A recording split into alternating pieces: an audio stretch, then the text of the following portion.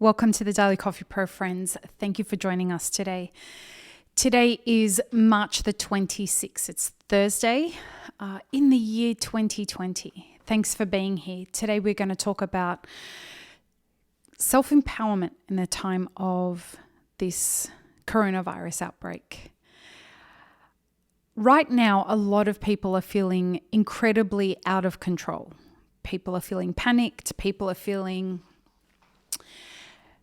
like they are not in control of their own destiny. And it is causing people to spend time going deeper down a panic rabbit hole than considering what the alternative to that is. So today's discussion actually came from our Instagram live for our daily Instagram live that happened yesterday on Wednesday after our conversation with Gary Kennedy. Now, if you haven't seen the discussion that we had yesterday with Gary Kennedy, go check it out. It was fantastic. He talked to us about the reality of what the coronavirus outbreak is right now. And Gary is a food scientist, so he's a trusted resource for that. There's a reason I bring up that word trusted resource when we're talking about self-empowerment. We'll come to that in a minute. But this subject today came out of a question in the Instagram Live where people were saying, what do you think about the idea of crowdfunding and big business firing all their staff and then doing crowdfunding to give the staff money to survive on? Now, look, with a whole lot of stuff, this is a really complex situation because every case is different, and generalizing like that without knowing the specifics and speaking firsthand with people is always dangerous. But here's the thing that's important to remember. If you are going to look to other people to save you in any situation, you are always going to be resting on the back foot. You are always going to be waiting to be reactive rather than proactive to a situation. And I'm not saying that getting help is in any way inappropriate or shameful or anything like that. In fact, a part of self-empowerment is learning how to and practicing how to ask for help and how to receive help. Again, we'll come to that in a second. Now, self-empowerment isn't all about, I have to look after me, I'm the only person that can take care of me. No, it's not any of that defense mechanism bullshit. It's not about that. Self-empowerment is all about responsibility. Self-empowerment is all about ownership, and at the core of that ownership is taking responsibility and ownership for the choices that you make. What I want to say about that is, take a massive deep breath there and a big breath out, because I remember when I started my journey into self-empowerment. And it never seemed like I was going to undergo this massive, huge transformation. For me, it was out of necessity. I had recently left my husband, and we had a great life. It was very safe. He was a good man. We just grew apart, and we uncoupled respectfully, and I went on into a new life. And what I realized was I had no more safety nets. And I needed to learn how to look after myself out of necessity. I didn't have any choices. I didn't have any other support network to save me. And as hard as that has been over the last 15 years, it has been the greatest thing I have ever done for myself, because in moments like this now, I am prepared. I am not going through the panic, the terror, all of that. if you're listening to this and you haven't been through the process of self-empowerment, I'm excited for you. This is the time for you to go, it's like a crash course in all the wonderful things that you're about to learn about yourself and empower yourself with, that will carry through to you for the rest of your life. It will carry you through every difficult situation you could possibly imagine. Having said that, shit's about to get incredibly difficult. And it's not because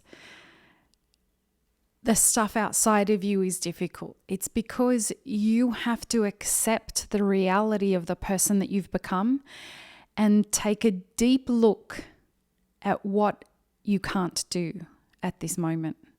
You have to take a deep look at the fact that things, for example, like you are used to things being comfortable. You are used to things being safe. You are used to things being easy or controllable, or you are used to having friends. You are used to being out in the community. You are used to having a job. You are used to being able to ignore the voices in your head that you don't want to listen to. You are used to being able to depend on other people. You are used to being told how you should behave and how you should react.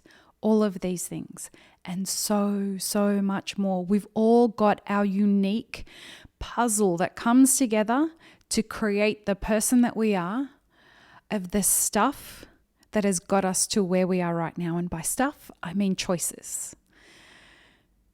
The track to self-empowerment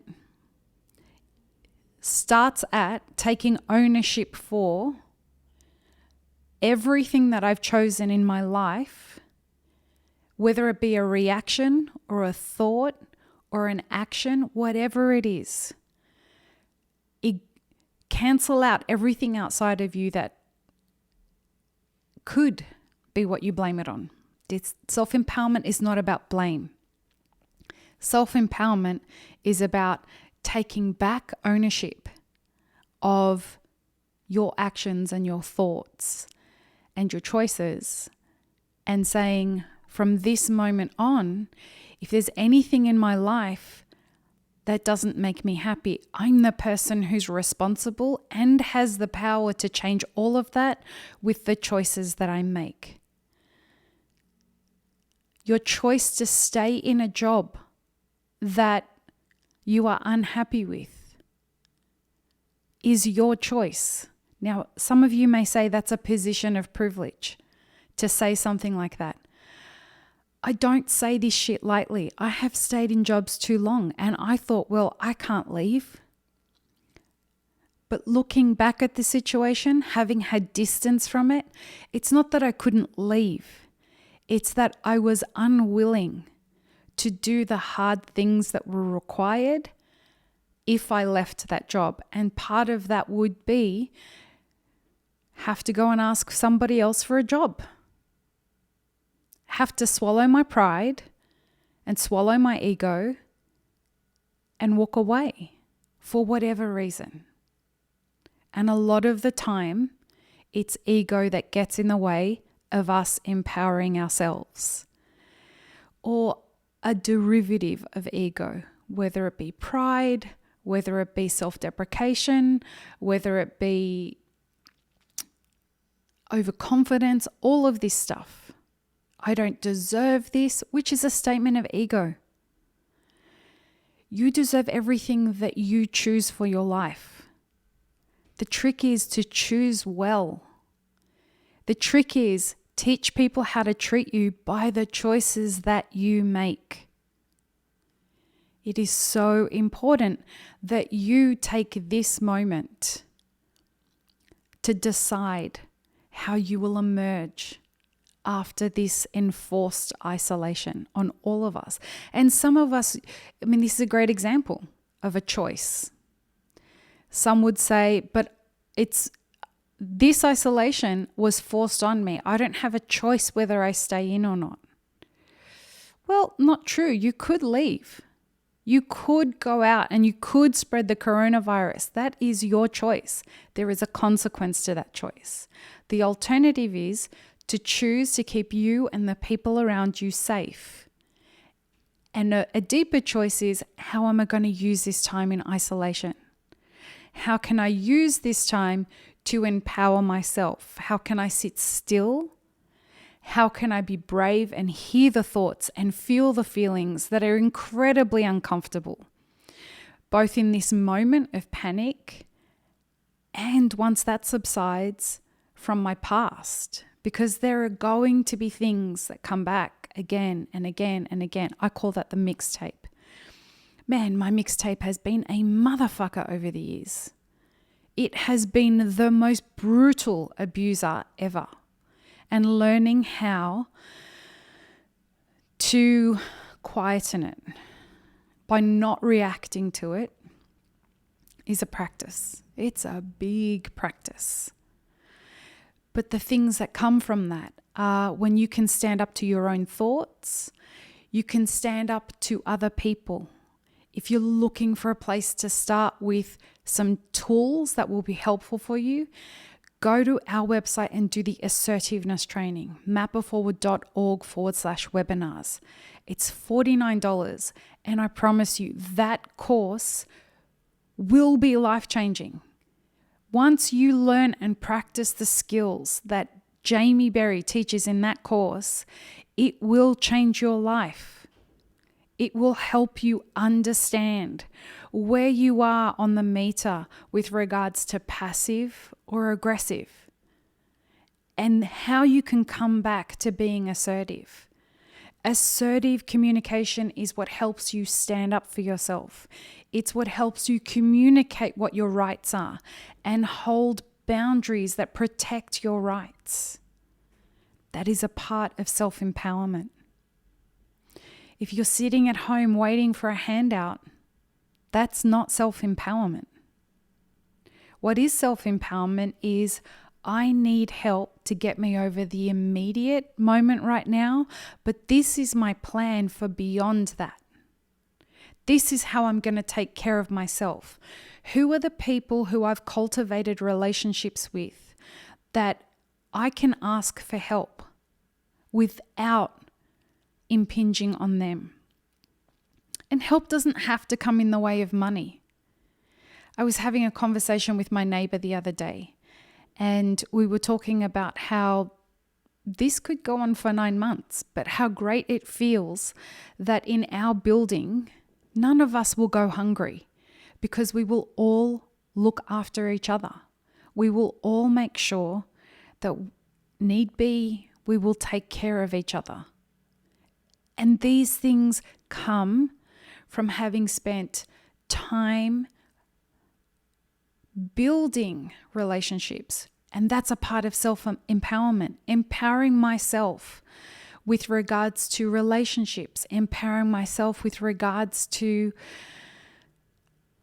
not having toxic people around, taking responsibility for the people you allow in your life and making sure that they meet the standard that you expect from your own life. That one was a difficult for me to learn. And I got to say, this quarantine period has been exceptionally helpful, thanks to the support of one of my friends, for helping me understand how far I've come and I will come by the end of this quarantine with regards to that. So self-empowerment is all about you being prepared and willing to take responsibility for your own path and doing the things necessary to make sure that you are as whole as you can be, taking a beat, not reacting, being proactive in your life so that you prepare for times like this. And preparing doesn't just need to come in the form of money and supplies, but that's a part of it. Preparing yourself in here, in your heart and in your mind, so that you have the emotional intelligence and the intellectual know-how to understand that in moments like this, I need to back away from the panic and I need to rely on credible resources to keep me informed. That's a part of self-empowerment. Making sure that you take responsibility for keeping you calm. We call in meditation and Vipassana meditation particularly, we call it being equanimitous. And what that means is not reacting to the things that happen. And let me tell you, being equanimitous is an incredible feat if you can maintain it. We are always striving to have equanimity when we have self-empowerment, because it means that everything goes on around you, but you maintain stillness. You maintain being even keeled.